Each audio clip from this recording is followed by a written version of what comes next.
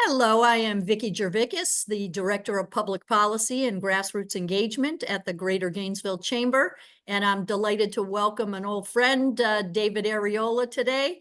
David is back on the campaign trail, and he is running for state representative in District 22. And so he's going to spend some time with us now and tell us a little bit about himself and why he's running and the issues that are important to him. Hi, David. Hi, thanks, Vicki. I really appreciate it. Thanks to the chamber. It's always good to speak to chamber members. I think that right now, Florida is at a crossroads. The state is the third largest in the nation. We continue to show huge economic growth, huge gains, a massive population boom. Even here in our own area, we're projected to add as many as 100,000 new residents before the half-century mark. What this means is that we have to plan for our growth. We have to plan for our business growth. We have to make sure we've got enough homes, enough jobs for folks who are going to be moving to our area. And what happens at the state level directly affects that. I am running for the State House of Florida because I believe we need a direction change in Florida. I think we have a current lack of parity in the state legislature. And what we've seen over the last really 20 years, but it's really accelerated over the last few years, is a very authoritarian top-down style of leadership. We have seen the legislature turn a blind eye to the breaking of democratic norms, such as the removing of state attorneys from office, with court orders to reverse those decisions not being followed by the chief executive of the state. This is creating an environment where while people are moving to Florida for retirement, people who are in the middle of their careers, whether it be in public school teaching, whether it be in academia, or whether it be in business, they are deciding to take their business elsewhere and to move elsewhere. And I think we need a course correction here in the legislature now to remind people that Florida is not about presidential primaries, and it's not about just politicians trying to get ahead in their careers. What it's really about is a lovely state that has natural resources that are always going to make us the envy of every other state. But we also have really big challenges that are currently not being addressed. So for me, this campaign is about addressing the cost of living, addressing affordability in this state. I've been here my whole life. It has never been this expensive. We are one of the few states to have not beaten the rise in monetary inflation that we've seen over the last few years. We are the highest state in terms of property insurance rates. We pay the highest rates on average, about $10,000 per Floridian. And we've seen some of those premiums increase 4- or 5-fold in some cases. This has not been adequately addressed by the legislature. We have other issues in this state. I think we have a huge issue with gun violence in Florida, and we have a legislature that doesn't want to have that conversation. We have polling shows bipartisan support for very common sense gun safety laws that would significantly reduce the amount of accidental gun violence incidents, but also, unfortunately, the intentional incidents of gun violence. And we can't get anywhere on that issue if the state legislature is unwilling to have conversations. And we have seen in the past the legislature being willing to make changes, particularly after the horrific Stoneman Douglas shooting. That was a horrific moment for our state, and folks across the aisle were able to come together to make huge changes that are now being threatened in the legislature as it stands. And one of the major issues in this election is going to be abortion access. The state recently passed a ban, effectively a ban on abortions in this state because the waiting period for 9 weeks. There's no doctor that's going to come in and feel comfortable with the way that the law has been written to give adequate medical consultation to women. And so the right to choose is going to be on the ballot, and we need to elect a state legislature that is going to honor the will of the voters, whether that be to pass or not. I think it will pass. I think Florida does not want to be known as a state where women have less rights than men. And I do believe that we have to elect a new legislature, and this is one of those critical seats. I know I've been going on a little bit long with my introduction, so I'll say some of my comments on the race for the ending. Okay, very good. Yeah, David's made it pretty easy with the 5 questions, but I do want to remind everyone that he did not get the questions ahead of time. None of the candidates received questions ahead of time. So we'll jump into those questions and he can reiterate or talk a little bit more about other issues as well. Okay. So question number 1, what would be your top priorities and projects in the legislature if you're elected? Yeah, so a few things that I mentioned, and I want to be realistic here. I know members watching understand that electing a Democrat to the state house would be a change of the guard. It would also be a place where I would be operating in the minority party.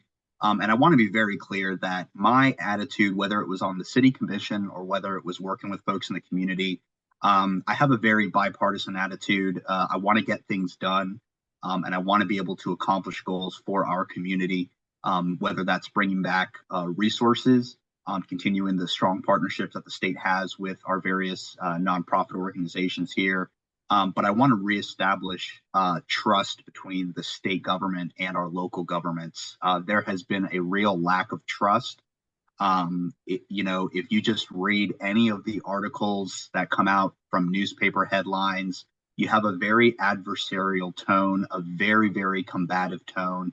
I think it's time that we get back to a more collaborative attitude of doing things. So my legislative priorities are going to be, like I said, making sure that we address property insurance. And I want to work with folks across the aisle on that. I do think as of right now, they haven't been willing enough to make property insurance companies have to swallow the hard medicine, because insurance in Florida it's a changing game, and it will be. The reason why we're seeing these high property insurance increases is because the threats that the state faces. We know we're in Hurricane Alley. We know that hurricanes are stronger over warmer waters, and for the last 12 months running, we've had record heat in global temperatures, but particularly here in Florida as well. And the damage that we are seeing from these storms is having to change legislative priorities. And I think that the legislature has to stop focusing on passing laws that say, let's not say the 2 words climate change anywhere in state law. You can call it global warming, you can call it climate change. I call it scientific fact staring us in the face. We have a huge, huge priority of how do we stabilize the insurance market in the threat of more dangerous storms, more dangerous flooding, rising sea levels. So that's one particular issue why I think the majority party right now needs a course correction, because until you face that fact, you're not going to be able to help these insurance companies face the real crises that their business model is facing here in Florida, which is the threat of our changing environment. I want to continue to prioritize our springs. In House District 22, we have the world's largest concentration of first magnitude springs. We need to continue to provide for environmental protection, updating our environmental protection codes, but also we have to be willing to, I think, take further steps and be willing to declare some more of these springs state parks. I would be willing to petition that they be national parks. I mean, how many areas can claim that they've got the largest concentration of first magnitude springs in the world? It's really an amazing feature for us. Obviously, working on common sense gun reform is huge. The specific ideas that I want to bring forward to the table have been brought before. Requiring safe storage at home, secure storage. All it means is that maybe children in the home who don't yet know how to use firearms are not going to accidentally shoot one off because it's been securely stored. We have these rules for storage in cars, so it should be a rule for in the home. And this has bipartisan support. Universal background checks has bipartisan support as well. Waiting periods, and specifically not repealing those laws that were passed after the Parkland shooting. I think having that that delay in age for certain types of firearms, particularly semi-automatic weapons, I think is important. And so, and the last issue, obviously, if the state legislature does pass, I'm sorry, if the voters pass Amendment 4 to guarantee the right to an abortion here in Florida, that would have to be honored by the legislature. And I am concerned because of what we've seen in years past when ballot measures have been passed by the voters, the legislature often will drag feet and make it hard for voters to see the reality of those ballot measures come to pass. So, you know, I think at this point, Florida has a lot of priorities. My priorities are going to be representing our district well, making sure that our agricultural sector is continuing to receive adequate support. I want to help Levy County get a hospital. It has been a long time coming. Sometimes people forget health insurance is not just about insurance; it's about access to health care. And so that's another issue I want to address. You know, I'm one of 120. It's a big change from being one of 7 on the city commission, but I think that my experience of working in public policy, I think it lends me to be a good representative. Well, David, that's a perfect segue to question 2, which is what particular skills and experiences will you bring to the office? Yeah, I bring a lifetime of experience here in House District 22, born and raised here in Alachua County. I also bring with me experience in the small business sector. I've worked for local small business almost my entire life, and I understand the challenges that we face here in Florida. I bring with me 2 full terms of legislative experience on the Gainesville City Commission, and in that time, we accomplished a lot. We were able to address local issues, state issues, in some cases even national issues, because we had an interest in doing those things. I think that when you take all of this experience and you put it together, I believe I'm the most experienced candidate in the race. I believe I bring the most elected experience, but also with leadership. The city commission elected me twice to be the mayor pro tempore, both during times of relative crisis in our city. I think demonstrating that my colleagues recognize that I provide leadership for us to accomplish our goals as a body. And that would be my attitude in the legislature. You know, the difference between Republicans and Democrats, that's, you know, as far as I see, that's on paper. I'm always interested in seeing what can we get done in person? What can we get done once we've formed a connection? And so what I'm bringing to the table is the experience of accomplishing public policy, setting forth goals, working with a very, very wide variety of stakeholders, from the community to other legislators, to interests, business interests, and just being able to have those conversations and understanding that you don't get things done alone, and you get things done working together with other people. And I think that is extremely valuable. I think that a lot of times folks run for office and they have a lot of enthusiasm, but they don't realize that to get things done, you need to get your colleagues to vote alongside with you. And that also means helping them achieve their goals as well. And so, you know, I don't enter this race as a bullish candidate who thinks that, you know, they're going to make a lot of waves by emphasizing the polarization of politics. The kind of candidate I like to be is emphasizing that we can collaborate and we can accomplish mutual goals, because the term of office is what it is. It's a 2-year term. Yes, I'd love to serve my full term limit in the state house, but what can we accomplish in those sessions that moves the ball forward for businesses in Florida? And helps us address those major issues that I was talking about, like our population growth and the cost of living, and trying to get us competitive again in some of the areas where we have fallen to 50th in the nation. Yeah, well, and again, this is another perfect segue, and you certainly touched upon this in your opening. But question 3 is, Florida's population is expected to grow by 300,000 residents each year over the next 5 years. And that's from the Florida Chamber's research. So given the profound implications for our state, what should the legislature be doing now? Yeah, the legislature has to begin investing immediately in large scale employment and education opportunities. We already have an incredible state university system, but what we really need is we really need everything else.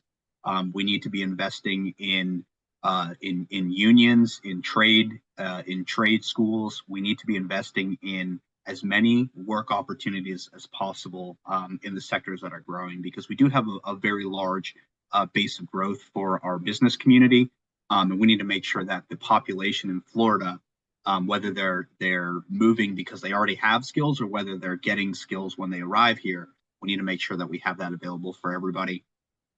The population growth also means that we need more housing for everybody. Right now, we are not keeping up, and some cities are doing better than others, but we are running into a huge housing shortage, and it's driving the cost of housing to be astronomically high. And so people are really having to decide where they're living and where they work based on where they can afford to live. And what the legislature needs to be doing, number one, needs to be fully funding our Affordable Housing Trust Fund, and needs to be investing those into projects that are 100%, 90% affordable housing. And people have a misconception of affordable housing. It doesn't mean low income housing. What it means is housing available at every income level. And right now we are seeing a lack of availability for all income levels, because I think there's been a lack of investment from the state government. We have seen year after year the state government,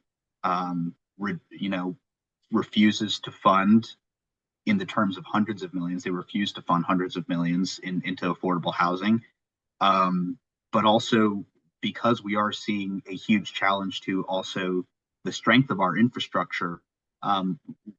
Florida has to be willing to admit to ourselves, we don't know what's going to happen in terms of our environmental change over the next 10 or 20 years, and whether or not we're going to have to think about more fortification for our physical structures, because I hate to use a tragic example, but we really have to.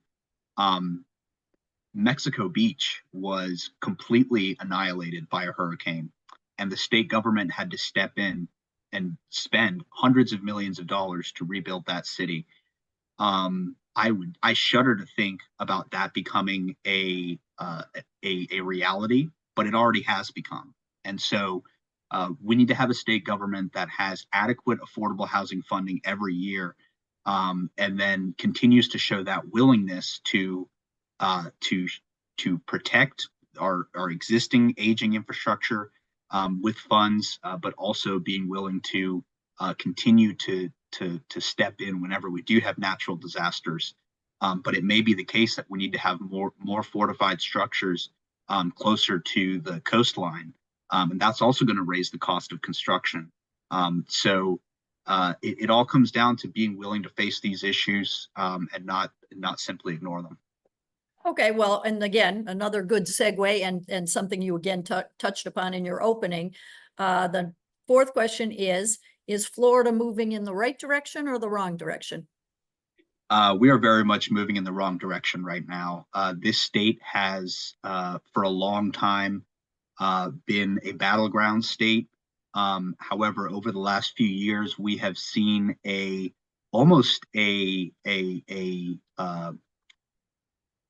I used the word authoritarian earlier because I can't think of another name for it. When you have a government that flaunts the courts, a government that flaunts, and this is not the responsibility of any one person. I want to be clear. I'm not using the word dictator. It's the form of government where, whether you're in the House, whether you're in the Senate, whether you're in the governor's mansion, whether you're just a member of the Republican Party of Florida, or whether you're a member of the lobbying corps, the attitude is that the law does not apply to me as long as it's in service of the party, in service of their victory. This is evidenced by the illegal ghost candidates that have been set up to run in races, where candidates are literally being paid to get themselves on the ballot just to siphon votes from another candidate. I already mentioned state attorneys being removed from office. We have seen an uptick in attacks on our supervisors of elections. We have seen folks run for office who do not honor the result of free and fair elections, announcing that they will not honor the result of any election that they do not say is free and fair. This should frighten us. This should show us that we have an anti-democratic movement in the state of Florida that is threatening the traditions, the institutions, and the values that make our state so great and that make us an American state. I worry about the direction that we're headed because we seem to be moving in a direction where it is always adversarial, it is always combative, and that is pulling us apart from one another. The state is strong because we have Republicans and Democrats. The state is strong because of independents. But what we have right now is a state that is essentially making it. We even had a bill. A bill was even filed. I know it was laughed at, but a bill was filed to criminalize being a Democrat in Florida. This is not the direction that any state government should be going. And I think that the voters in Florida are going to make a change. I am running for office because I want to be part of that change. I think we can get our state back on the right track. That's one of the great things about America is that every 2 years, you get to change the government, you get to change the direction. Sure, it leads to some chaos, it leads to some polarization, but what it also leads to is change in regimes and change in government. And that's what we need right now to course correct, because all the folks who are moving here to Florida to make it their home, we want to make sure they stay. We don't want them to come down here and say they got too much adversarial stuff going on. And we're just going to go back to where folks are treated fairly, no matter what your political persuasion is. Okay, very good. And then the final question I have for you is, why should our local business community support your campaign? Yeah, I would welcome the support of the local business community because I have demonstrated through my voting record that I am unafraid to vote for policies that are going to help the greater whole of folks. I have shown a willingness to vote for conservative policies that sometimes were not supported by members of my party, and vice versa. And that's because I bring to this a homegrown local opinion where I just want to see everybody thrive here. So much change has happened over the last 20 years. Never would have imagined that we'd be growing like this as a community and that there'd be so many opportunities for all ages, really. It is really exciting. And I bring the most experience. I bring with me a true public servant's heart to get things done for our community. I also bring with me a belief that it's our traditional institutions, it's our traditional values, right down to being a staunch supporter of personal property rights. I think I really bring, out of any candidate in the race, I bring the most consistent record on standing up for personal property rights, but also standing up for actually trying to address these issues rather than just give them lip service. There's going to be a lot of politicians that give you nice, fancy speeches and talk a lot about, Donald Trump or Joe Biden or whatever. But my campaign's not about those guys. My campaign is about you, and it's about our community and what we can achieve together. Very good. Well, in our last minute or so, now is your chance to clean it up and bring in anything else that you didn't get to talk about, or just close us out. Yeah, thank you again for the opportunity. I invite folks to learn more about my campaign on my website, davidarreola.com. Please reach out to the campaign if you've got any specific legislative questions. I'd love to meet voters, love to talk to voters, and I'd love to win your support. We're already on track to make this a historic election. My campaign is the only campaign out of either political party that was able to qualify for the ballot by petition with enough valid voter signatures. And that's really hard to do in a non-redistricting year, because we needed to get 1,266 petitions from within the district. In years past, you only needed half that, and you can get it from anywhere in the state if they're redrawing the lines.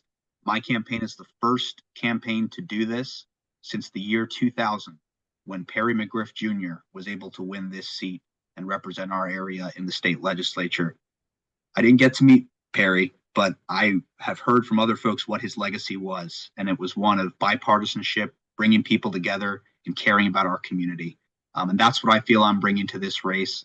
I think we've had enough years of adversary and us versus them. But I also think that we have to be strong and stand up for our democratic institutions. I think for too long, we have played very nice with folks who clearly have no interest in democracy, no interest in free and fair elections. And I think we have to elect not only a Democrat to this seat, but I think we have to elect someone who understands that government is best not when you're ruling by one party, but when you're all trying to work together to find common cause, even if we don't always agree. And we're not expected to always agree, but what we're expected to do is provide for each person a not only certain unalienable rights. I talk about my support for personal property rights, but also supporting our rights to free speech, our rights to petition the government, and our rights to free and fair elections where our votes we know safely they are going to count and they are going to matter. This is a critical election. We need to make sure that we continue to support our community and our state with all the wonderful resources that we have, but we have to do it going back to those traditional values of democratic institutions where we honor the rule of law and where it applies to everybody, no matter what your title is. Very good. All right, David, thank you so much. And again, I want to remind everyone that David is a candidate for the State House, District 22, and we will be voting on Tuesday, August 20th. Greater Gainesville Chamber wants you to make your voice heard, and the best way to do that is to get out and vote in our primary. Thanks again so much, David. Good talking to you. Thank you. We'll Have a good see you one. on the trail. Bye now. Yep. See you then. Bye.